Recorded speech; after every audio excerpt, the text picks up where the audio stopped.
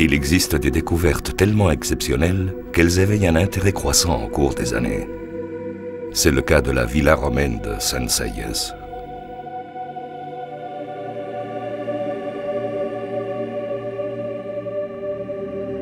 Sa véritable dimension est longtemps restée cachée.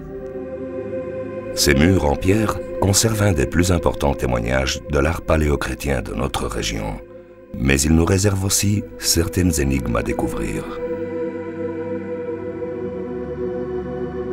Nous vous invitons à parcourir le chemin de l'histoire pour découvrir un monument unique, encore ouvert aux interprétations et aux études.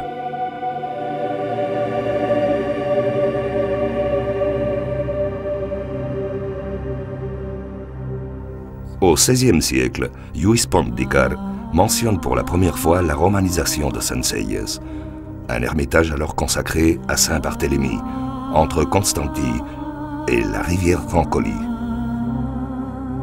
Cerca de la villa de Constantí se encuentra un muy antiguo edificio llamado Sansellas, que sin duda es obra de los romanos. Précédemment, au Moyen-Âge, le bâtiment avait abrité l'église paroissiale du village de San Sayes, abandonnée au cours du XIVe siècle. Cet usage liturgique a dû contribuer de manière décisive à la conservation d'une partie du bâtiment jusqu'à la toiture, un fait exceptionnel en soi.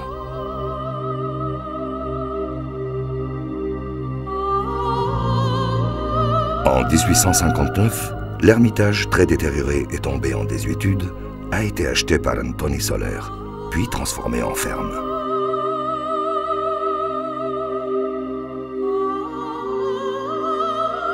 Mais ce n'est que plusieurs années plus tard, en 1877, que l'énigme la plus surprenante de San Sayes commencera à être révélée.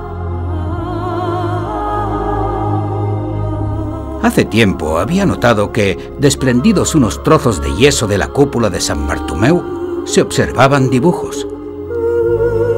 La casualidad hizo descubrir que toda la cúpula era un mosaico de gran relevancia.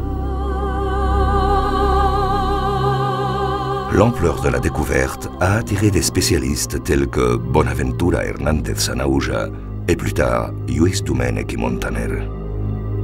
En 1931, le monument a été déclaré monument historique et artistique.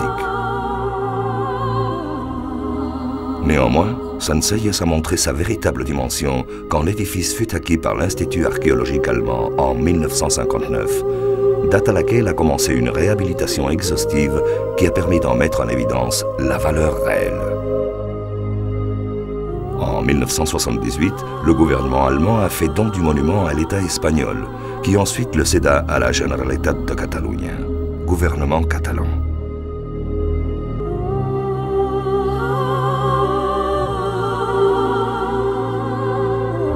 La villa romaine de San Sayes nous offre aujourd'hui une histoire faite d'inconnus et de réalités. Une histoire qui nous réserve encore aujourd'hui des énigmes à découvrir. Quelle était la fonction originale de San Sayes? Quelle a été sa transformation? Quels ont été les différents usages du bâtiment?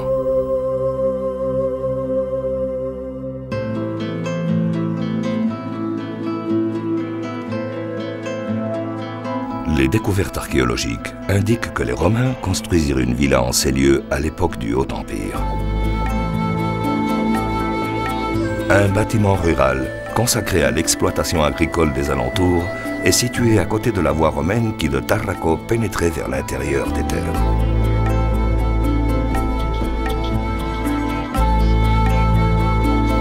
La villa précédente ayant été abandonnée et détruite, un nouveau bâtiment fut érigé à la fin de l'époque romaine. Il en reste certaines salles principales et les bains. De cette période date la salle de la coupole, la seule à conserver sa toiture d'origine, décorée de peintures et de mosaïques. Des deux côtés se trouvent d'autres pièces qui constituaient le magnifique corps central du bâtiment, ouvert sur un grand espace de jardin. Les recherches sur le monument ont donné lieu à différentes hypothèses en ce qui concerne la fonction du bâtiment. Sanseyas était-il une villa aristocratique? Des thermes? Une basilique? Une villa inachevée transformée en mausolée pour Constant, fils de l'empereur Constantin? La fonction originelle de Sanseyas reste mal connue.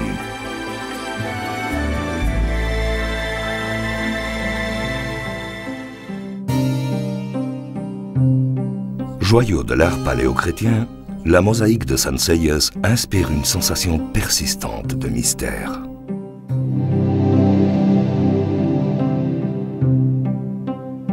Depuis la porte, en levant la tête, nous pouvons admirer la décoration en mosaïque de la coupole, ordonnée en 3 registres concentriques et qui culmine dans un médaillon au zénith.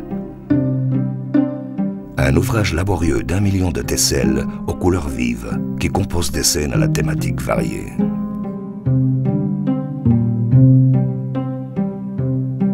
Sur le registre inférieur, au-dessus de la fenêtre, un groupe de personnages préside une partie de chasse qui se déroule des 2 côtés. À l'autre extrémité, sur la porte, est représentée la villa, origine et destination du groupe de chasseurs. Au-dessus est disposée une bande représentant différentes scènes bibliques. Le bon pasteur au-dessus du personnage central du groupe de chasseurs. Jonas et la baleine. Les 3 jeunes dans la fournaise. Daniel dans la fosse au lion.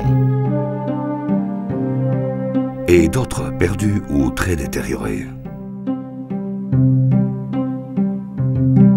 Le registre supérieur est constitué de 4 panneaux avec des personnages assis sur des trônes flanqués de sophites plus petits, représentant les saisons. Le printemps et l'automne sont les mieux conservés. Tout en haut, sur le médaillon central, seuls 2 visages apparaissent, insuffisants pour en déduire la signification. Des historiens et des archéologues ont donné différentes interprétations des personnages intronisés. Certains y ont vu un projet impérial patronné par l'usurpateur Magnance, assassin de Constant. D'autres, une famille de la haute aristocratie. Et d'autres encore, un grand dignitaire ecclésiastique. Tout l'ensemble se referme sur lui-même comme un univers circulaire. Un univers ouvert à de nouvelles interprétations.